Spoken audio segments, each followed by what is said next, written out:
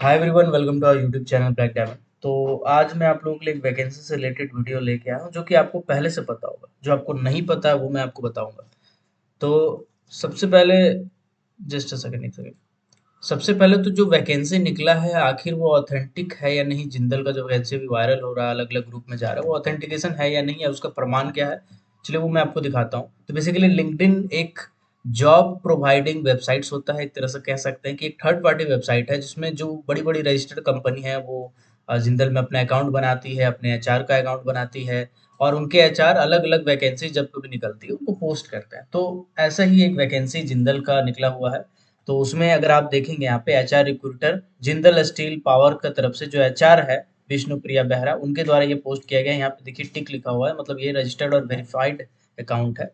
इसके बाद यहाँ पे अगर आप नीचे स्क्रॉल करेंगे तो बेसिकली 18 घंटे पहले मतलब कल कल बेसिकली ये पोस्ट किया गया है। Join our work in drive at JSP Angul for exciting opportunities in coal mining. Are you ready to take, मतलब कुल मिलाकर के भैया यही हिसाब किताब। इसमें आप क्लिक करेंगे तो आपका फोटो खुल जाएगा, मतलब जो आपका वायरल हो रहा है इमेज वो आपका यहाँ पे ओपन हो जाएगा। रांची लोकेशन और रामगढ़ लोकेशन में बहुत सारा इंटरव्यू है। इसको अगर आप यहाँ स्क्रॉल करेंगे तो जिंदल स्टील एंड पावर करके ये जो आप देख रहे होंगे, जो आपको दिख रहा होगा, ये एडवर्टाइजमेंट जो आप ऑलरेडी देख रहे हैं। अगर नहीं देख रहे हैं, अगर नहीं देखे हैं तो कोई बात नहीं, मैं आपको बता देता हूँ कि जिंदल में अलग अलग पोस्ट का वैकेंसी निकाला गया है। और इस पे आप कैसे पहुंचे, क्या होगा, इसके आगे का इंटरव्यू क्या होगा, इंटरव्यू का प्रोसेस क्या होगा, किनको जाना चाहिए, किनको नहीं जाना चाहिए, कितना साल का एक्सपीरियंस मांगा जाता है, क्या क्या पूछा जाता है इंटरव्यू में, किनका सिलेक्शन होता है, आगे का प्रोसेस क्या होगा, कितना सैलरी देगा, टोटल ए टू जेड हिसाब किताब बताने वाले। तो भैया Jindal steel and power basically JSP कहलाता है ये। और इसमें वॉक इन ड्राइव का ऑप्शन दिया गया है। ये बेसिकली आपका जिंदल अंगुल के लिए वैकेंसी निकाला जा रहा है। अंगुल जो कि उड़ीसा में पड़ता है, उड़ीसा का एक डिस्ट्रिक्ट है अंगुल। वहां पे आपको जॉब पोस्टिंग दिया जाएगा। कहीं पर भी और भी दिया जा सकता है, ठीक है। इसके बाद रामगढ़ में लोकेशन है 28 और 29 मई 2024 को 10 बजे सुबह से शाम के 5 बजे तक। यहाँ पे जो बेसिकली एक एड्रेस दिया हुआ है, ट्रीट रेसिडेंसी, गांधी चौक, थाना रोड, रामगढ़ कैंट, है ना। ये जगह पे इंटरव्यू होगा 28 को और 29 को। और दूसरा जो इंटरव्यू है वो है 30 और 31 को। तो ये 4 दिन इंटरव्यू का रीजन क्या है, देखिए ऐसा है कि इससे पहले एक तमनार नाम का जगह है जो कि छत्तीसगढ़ में पड़ता है, ठीक है। छत्तीसगढ़ में पड़ता है, वहां पे रायगढ़ में एक इंटरव्यू था। रायगढ़ में शायद पिछले साल जिंदल का इंटरव्यू था और उसमें मात्र एक डेट में इंटरव्यू था। तो इतना ज़्यादा भीड़ आया कि उसको हैंडल करना बहुत मुश्किल हो गया है। पहले तो एक लिमिटेड होटल है तो उसका हॉल भी एक लिमिटेड होगा, 2 गो 4 गो हॉल था, लेकिन उसमें लिमिटेड आदमी पहुंच सकते थे। तो उसके चलते उन लोगों को सबको भेजना पड़ा कि भाई अभी चले जाओ रिज्यूम जमा करके, फिर जिनका शॉर्टलिस्ट होगा उनको मैं बुलाऊंगा। तो इसीलिए ये अभी 4 दिन लगातार इंटरव्यू रखे हैं ताकि ऐसा भीड़ भड़क्का वाला स्थिति ना हो। लेकिन बताऊंगा मैं आगे डिटेल में, लाइव लाइन पे रहिएगा, भाग मत जाइएगा। चलिए, इसके बाद कौन कौन सा पोस्ट का वैकेंसी एक बार पढ़ देता हूँ। First class manager, second class manager अगर आप सेफ्टी ऑफिसर हैं तो सेकंड क्लास कोल मैनेजर, जनरल वाला भी, ठीक है। ओवरमैन का वैकेंसी, माइनिंग सरदार का, draftsman, electrical engineer and foreman, ये इलेक्ट्रिकल वाला बोला गया है। Electrician, mechanical engineer and supervisor, logistic and dispatch mine operation first class, ठीक है। इसके बाद यहाँ पे लॉजिस्टिक एंड डिस्पैच, यहाँ पे देखेंगे अगर आप तो शिफ्ट इंचार्ज का सेकंड क्लास का, जियोलॉजिस्ट का वैकेंसी है, ठीक है। इसके बाद सर्वेयर का, चेन मैन का वैकेंसी है, सर्वेयर का भी vacancy, safety officer first class, fire tender का, environmental engineering, dust incharge and executive. कुल मिलाकर के देखिए अच्छा खासा वैकेंसी। माइनिंग वाला बहुत सारा, फर्स्ट क्लास का, सेकंड क्लास का, सर्वेयर का, है ना, सेफ्टी ऑफिसर का, माइनिंग सरदार का, ओवरमैन का। तो ये हर पोस्ट का वैकेंसी निकाल दिया भाई साहब। लेकिन नीचे एक लाइन लिखा है जिसको हम पढ़ना चाहेंगे। यहाँ पे लिखा हुआ है should have coal certification. Coal certification का मतलब कि कोयला में स्टेचुरी सर्टिफिकेट होना चाहिए। अगर फर्स्ट क्लास है तो फर्स्ट क्लास, सेकंड क्लास है तो एसएमसी होना चाहिए, ओवरमैन का है तो ओवरमैन का सर्टिफिकेट होना चाहिए, और माइनिंग सरदार का है तो माइनिंग सरदार का सर्टिफिकेट होना चाहिए।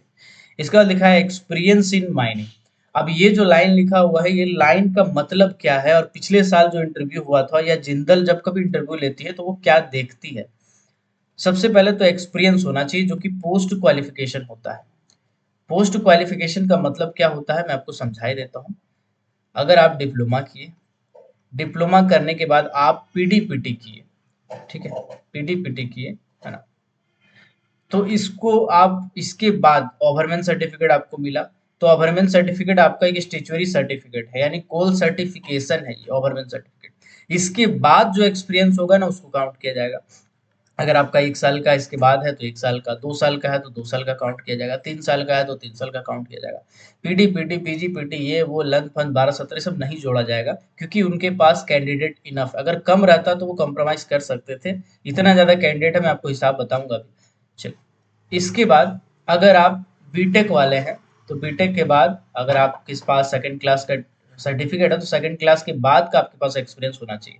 अगर आप सेफ्टी ऑफिसर के पोस्ट पे जा रहे हैं तो सेफ्टी ऑफिसर के तौर पे आपका एक्सपीरियंस होना चाहिए, या फर्स्ट क्लास के तौर पे आप कुछ ना कुछ काम किए हो, ऐसा एक्सपीरियंस अगर आपका है तो आपका चलेगा। इसके बाद सर्वेयर चेयरमैन के लिए सर्वेयर के बाद का एक्सपीरियंस होना चाहिए। माइनिंग सरदार सर्टिफिकेट में माइनिंग सरदार सर्टिफिकेट आने के बाद का एक्सपीरियंस होना चाहिए, ठीक है। इसके बाद पिछली बार क्या हुआ था, पिछली बार बहुत सारे बच्चे पहुंचे थे, ठीक है।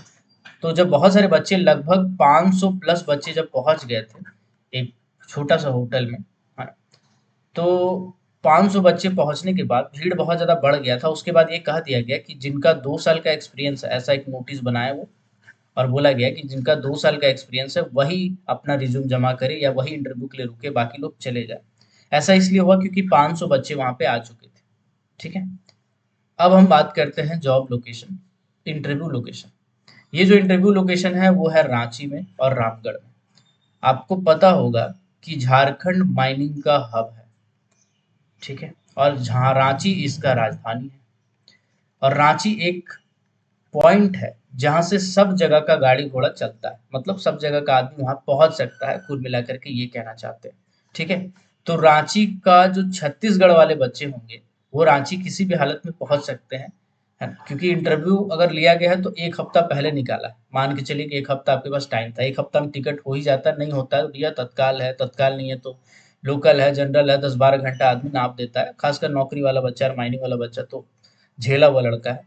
तो छत्तीसगढ़ के बच्चे ज़्यादातर पहुंचने के चांसेस हैं। उड़ीसा के बच्चे, चूंकि अंगूल का ये वैकेंसी है तो उड़ीसा के बच्चे ज़्यादातर पहुंचने के चांसेस है, खासकर जो लोकालिटी होंगे अंगूल वाले होंगे। तो उड़ीसा में भी माइनिंग के भरमार बच्चे हैं, छत्तीसगढ़ में भी माइनिंग के भरमार बच्चे, और सबसे ज़्यादा बच्चे झारखंड में है। और इंटरव्यू है आपका जॉब लोकेशन रांची में, इसीलिए ये चीज़ को वो एनालाइज कर चुके थे, इसीलिए इनको 4 दिन और 2 अलग-अलग जगह भीड़ को छांटने के लिए ऐसा बंदोबस्त किए। लेकिन ऐसा नहीं कि भीड़ नहीं आएगा, फिर भी भीड़ आएगा।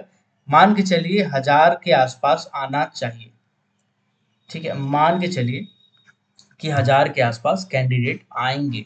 और 1000 के आसपास अगर आएंगे और आप अगर पीडी पीटी वाले हैं तो मुझे नहीं लगता है पर्सनली, क्योंकि पिछले पहले का जो मैंने रिकॉर्ड देखा है जिंदल का, जब जब इंटरव्यू हुआ है और जहां जहां इंटरव्यू हुआ है, ये पीजीपीटी पीडीपीटी को कंसीडर नहीं करते एक्सपीरियंस। इसके बाद का एक्सपीरियंस अगर आपके पास है, फॉर एग्जांपल 1 साल का है, 2 साल का है, 3 साल का है, 4 साल का है, 5 साल का है, ठीक है। 5 साल वाले हैं तो भैया कौन हो स्थिति में पहुंच जाइए, ट्रेन के ऊपर लटक के जाइए, लेकिन जाइए। अगर 4 साल का है तो भी आपको जाना चाहिए, 3 साल का है तो भी आपको जाना चाहिए। लेकिन अगर 2 साल का है या उससे कम का है तो आप रिस्क ले सकते हैं, है ना, जाने का नहीं जाने का ये आपके ऊपर है। 1 साल का है तो हमको, मेरे को पर्सनली नहीं लगता, पिछले जो रिकॉर्ड मैंने देखे हैं जिंदल के इंटरव्यू जितने भी हुए हैं, जितने कैंडिडेट सेलेक्ट हुए हैं, 1 साल से कम वाला कोई भी कैंडिडेट सेलेक्ट नहीं हुआ है जिंदल में, ठीक है। अगर वो ड्राइव, स्पेशल ड्राइव ना हो, स्पेशल ड्राइव क्या था वो मैं बाद में कभी बताऊंगा। स्पेशल ड्राइव मतलब बेसिकली डिप्लोमा होल्डर के लिए निकाला जाता है, 10,000 12,000 में उनको एक ट्रेनिंग दिया जाता है, और वो अलग ड्राइव है, उसका बात अलग है। यहाँ पे एक जॉब एक्सपीरियंस पोस्ट के लिए जॉब मांगा गया, स्टेचुरी सर्टिफिकेट मांगा गया है। तो यहाँ पे 1 साल वाला एक्सपीरियंस आई डोंट थिंक कि मैटर करेगा। अगर 2 साल है, 3 साल है, 4 साल है तो आपको जाना चाहिए, जितना ज्यादा एक्सपीरियंस है उतना ज्यादा जाना चाहिए। अब सिर्फ जाने से हो जाएगा क्या, चलिए अब आगे का बताते हैं। ये मेरा सुझाव है भाई, ये आपका पर्सनल लाइफ है, आपको जाना चाहिए नहीं जाना चाहिए इसमें मैं इंटरफेयर करने वाला कोई नहीं होता हूँ। आपको जो पसंद है आप कीजिए, लेकिन मेरा सुझाव है प्रीवियस रिकॉर्ड को देखते हुए, मैं थोड़ा प्रैक्टिकल हूँ तो प्रैक्टिकल चीज़ों को देखते हुए मैंने एनालाइज करके आपको ये बताया। चलिए, एक छोटा भाई, बड़ा भाई, दोस्त होने के नाते, गुरु होने के नाते जो आप मुझे समझो। अब आते हैं डायरेक्टली इसका सिलेबस पे। तो देखिए ऐसा है कि पिछली बार जो इंटरव्यू हुआ था उसमें जिस टाइप के सवाल पूछे गए थे, उन सवालों को एनालाइज करके मैं ये बता रहा हूँ कि इंटरव्यू का सिलेबस क्या होने वाला है। फॉर एग्जाम्पल आप ओवरमैन का, माइनिंग सरदार का, ठीक है, या फर्स्ट क्लास सेकंड क्लास वाले होंगे, सर्वेयर का सिलेबस अलग होगा, बिल्कुल अलग होगा। अगर इसमें से कोई पोस्ट में है तो आपका इंटरव्यू में जनरली क्या पूछा गया था, सबसे पहला होता है about the company. About the company मतलब जहां आपने पीजीपीटी किया, जहां आपने पीडीपीटी किया, ठीक है, उसके बाद जहां जहां आपने काम किया सब जगह के बारे में। ऐसा नहीं है कि खाली वर्क एक्सपीरियंस वाला रट ले। आप जब सामने बैठेंगे ना इंटरव्यूअर का, तो उनका दिमाग में जो आएगा वो पूछ देंगे, बोल देंगे भाई बताओ पीडीपीटी कहाँ किए थे, उसके बारे में बताओ, पीजीपीटी कहाँ किए तो उसके बारे में बताओ, वर्क एक्सपीरियंस आप मान के चलिए 1 साल कहीं और काम किए, 2 साल कहीं और काम किए, तो ताजा वाला रट के आया, पुराना वाला भूल गया, ऐसा नहीं, सब आपको याद होना चाहिए। कहाँ पे काम किए थे, उसका नाम क्या था, माइंस का लोकेशन क्या था, किस जगह पे पड़ता है, ऑफिशियल्स कौन कौन थे, मैनेजर कौन थे, पीओ साहब कौन थे, एजेंट साहब कौन थे, ये कौन थे, वो कौन थे। जनरल जूलॉजी के बारे में क्वेश्चन अक्सर पूछा जाता है, स्टीपिंग रेशियो क्या है वहाँ का। स्टीपिंग रेशियो भी अलग अलग होता है भाई साहब, ठीक है, इसमें भी अलग अलग टाइप्स होता है, स्टीपिंग रेशियो का बहुत सारा टाइप होता है। इसके बाद इसमें एक डेली स्टीपिंग रेशियो होता है, बोलेगा बताओ डेली स्टीपिंग रेशियो क्या है, कल का स्टीपिंग रेशियो क्या है, ठीक है। एक होता है मंथली स्टीपिंग रेशियो, और एक होता है आपका ईयरली स्टीपिंग रेशियो, और एक होता है नॉर्मल स्टीपिंग रेशियो जो सर्वे में निकाला जाता है। तो ये सभी की सभी चीजों से आप अवगत होंगे कि डेली स्टीपिंग रेशियो क्या, मंथली क्या, ईयरली क्या, और जनरल स्टीपिंग रेशियो क्या है। लीज होल्ड एरिया कितना है आपका, उसमें माइनेबल कितना है, कितना आप निकाल सकते हैं, कितना आपको परमिशन दिया गया है, ठीक है। अगर उसमें कुछ स्पेशल फीचर है तो भी आपको बताना पड़ेगा। रिजर्व कितना है आपके माइंस में, माइनेबल रिजर्व कितने हैं आपके माइंस में, रिजर्व कितने टाइप्स का होता है इसके बारे में भी थोड़ा देख लीजिएगा। इंफ्रारेड टाइप का होता है एक, है ना, और एक आपका बेसिकली इंडिकेटिव रिजर्व होता है। तो ऐसे कर करके रिजर्व का अलग अलग टाइप होता है। फिर प्रोडक्शन आपसे पूछा जा सकता है कि भाई साहब आपके माइंस का डेली प्रोडक्शन कितना है, कल कितना प्रोडक्शन हुआ था, आपके माइंस का मंथली प्रोडक्शन कितना है, आपके माइंस का क्वार्टरली प्रोडक्शन कितना है, आपके माइंस का ईयरली प्रोडक्शन कितना है, आपके माइंस का बेसिकली कहा जाए तो एम कितना है, ठीक है, मतलब टारगेट कितना है और कितना आप अचीव कर पाते हैं, ठीक है। टारगेट कितना है, कितना आप अचीव कर पाते हैं, मतलब कितना परसेंट तक अचीव किए हैं। नंबर ऑफ सिम कितना है, कितना कितना सिम में काम चल रहा है, वो जो सिम चल रहा है वो बिटुमिनस है या एंथ्रासाइड है। अगर बिटुमिनस है तो बिटुमिनस में उसका कैलोरीफिक वैल्यू क्या है। कैलोरीफिक वैल्यू अगर आपको पता है तो कैलोरीफिक वैल्यू नापते कैसे है, कौन सा इंस्ट्रूमेंट है जिससे नापते हैं, बॉम्ब कैलोरीमीटर याद रखिएगा, ठीक है। कैलोरीमीटर से नापते हैं, बॉम्ब कैलोरीमीटर से कैलोरीफिक वैल्यू वगैरह नापते हैं, ठीक है। तो नंबर ऑफ सिम क्या है, बिटुमिनस है तो कौन सा टाइप का है, कितना उसका रेट है, रेट अगर आपको पता है तो ठीक है, तो कोई बात नहीं, रेट पे ज्यादा फोकस नहीं किया जाता, उसका आगे पीछे पूरा पूछा जाएगा। बताइए उसका यूएचबी कितना है, यूजफुल हिट वैल्यू कितना होता है, यूजफुल हिट वैल्यू आखिर होता क्या है इसके बारे में भी आपको पता होना चाहिए, ठीक है। फिर डेली स्टीपिंग रेशियो वगैरह ये सब जो मैंने बताया, ओबी का थिकनेस कितना है, ओबी का रेशियो कितना है, ठीक है, तो ये सब आपको पूछा जाएगा।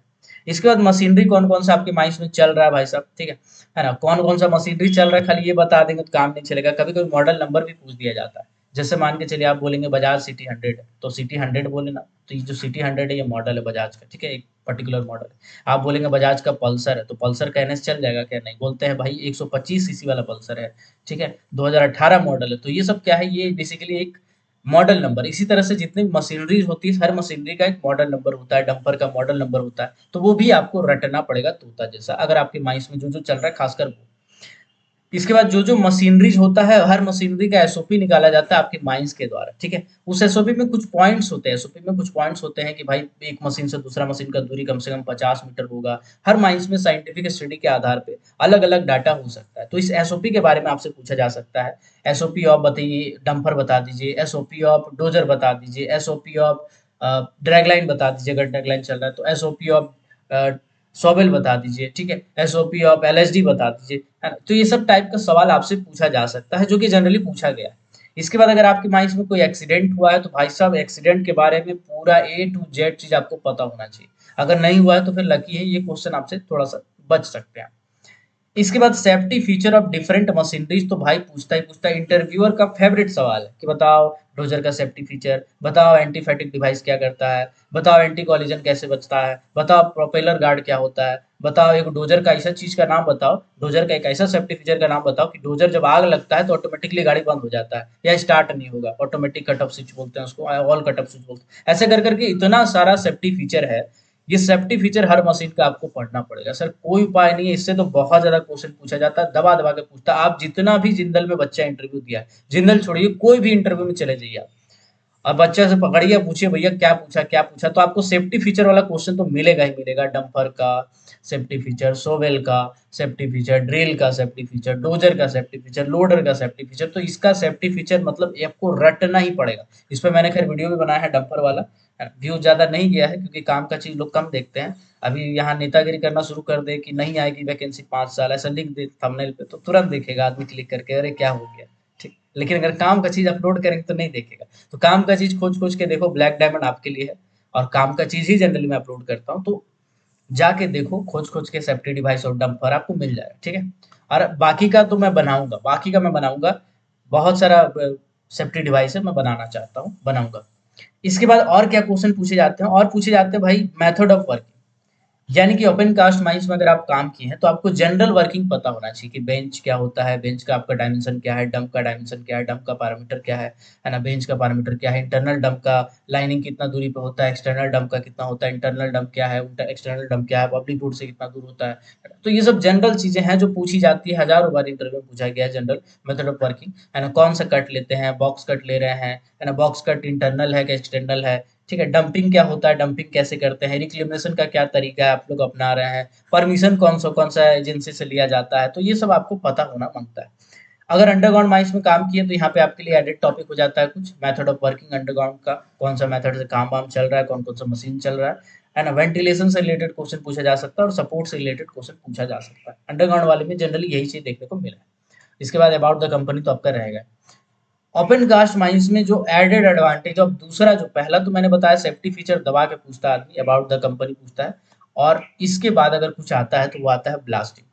देखिए ओपन कास्ट माइंस में ब्लास्टिंग होता है, उसमें बहुत सारा पैरामीटर्स होता है, ब्लास्टिंग का बहुत सारा पैरामीटर होता है, हर पैरामीटर के बारे में आपको रूबरू होना पड़ेगा कि बताइए बर्म क्या होता है, बताइए आपका, सॉरी बर्म कह रहा हूँ, बर्डन क्या होता है, स्पेसिंग क्या होता है, नंबर ऑफ होल क्या होता है, डेप्थ ऑफ होल क्या होता है, कैसे निकालते हैं, प्रोडक्शन कैसे निकालते हैं, कितना होल ब्लास्ट होगा वो कैसे निकालते हैं, ठीक है। पाउडर फैक्टर कैसे निकालते हैं, डेटोनेटर फैक्टर कैसे निकालते हैं, प्रोडक्शन कैसे निकालते हैं, मंथली बेसिस पे कैसे निकालते हैं, स्वेल फैक्टर क्या होता है उसको कैसे निकालते हैं, बकेट फैक्टर कैसे निकालते हैं, ये सब कुछ आपको पता होना चाहिए, कैलकुलेशन पूरा ए टू जेड आपको पता होना चाहिए, प्लानिंग के बारे में हल्का फुल्का आइडिया होना चाहिए, डिजाइनिंग का हल्का फुल्का आइडिया होना चाहिए, ठीक है। तो इतना अगर आपके पास अच्छा से रहेगा, इसके बाद अगर आपके पास एक्स्ट्रा कुछ नॉलेज है कोई सॉफ्टवेयर का, तो यहाँ पे आपको एडवांटेज मिलेगा। बहुत सारी कंपनी है जो ऐसा एडवांटेज देती है, जैसे एपीएमडीसी करके एक कंपनी है, ठीक है। ये जनरली जो सॉफ्टवेयर सीखे हुए बच्चे रहते हैं उनको जल्दी ले लेते हैं, पिक कर लेते हैं। जैसे ऑटो कैड है, ऑटो कैड अगर आपको आता है तो बहुत अच्छी बात है, नहीं आता तो कोई बात नहीं।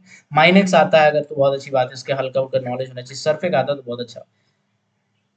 तो इसके बाद एक क्वेश्चन पूछा जाता है, भाई जिंदल ही क्यों आप आना चाहते हो, तो इसका ये मतलब कभी मत बताइएगा कि वो कंपनी पैसा नहीं दे रहा है, वो कंपनी मैनेजर बहुत दुष्ट है ना। तो ऐसा नहीं बोलना है कि कंपनी हमको 10 घंटा काम कराता है, इस टाइप का जवाब नहीं। जवाब कुछ ऐसा होना चाहिए जो जेनविन हो। फॉर एग्जाम्पल आप कह सकते हैं कि मेरा जो कंपनी है उसमें कटिंग वाला जो काम होता है वो जनरली मशीनरी से होता है, तो वहाँ पे हम 1 डेढ़ साल रहे, जितना सीखना था हम इनफ सीख चुके हैं। अब हम आपके माइंस में आना चाहते हैं क्योंकि हमको पता है कि आपके माइंस में ब्लास्टिंग चलने वाला है, तो एक नया कुछ सीखने को मिलेगा। वहाँ का माइनिंग का कंडीशंस अलग था, वहाँ हम जितना सीखना चाहते थे सीख चुके हैं। अब मुझे लगता है कि इनफ वहाँ का जानकारी हो चुका है, अब मैं आपके माइंड्स में आके कुछ नया एक्सप्लोर करना चाहता हूँ, सीखना चाहता हूँ। देखो भाई साहब, आप दिमाग में सबका यही है, पैसा कौड़ी बढ़िया दे रहा है, घर द्वार बढ़िया देगा, एसी लगा रहेगा, मेडिकल वेडिकल देगा, सबका दिमाग में यही बात है, लेकिन ये बात बोलना नहीं है, ठीक है ना। या ये अंदर से नहीं रोना है कि भाई बेरोजगार है इतना दिन से, है ना, 12-15 हजार रुपया कमा रहा है, खट के खा रहा है, आपका कंपनी मस्त पैसा दे रहा है, आपका कंपनी इसी लाना चाहते तो इसे बताना नहीं है, ये सब अंदर की बात है, बोलना वही है जो इंटरव्यूअर सुनना चाहता है, ठीक है। तो ये जो हम आपको बताएं, अब आप मार्केट में निकलिए और जितना बच्चा आज तक इंटरव्यू दिया है पकड़िए, पूछिए कि तुमसे क्या पूछा था।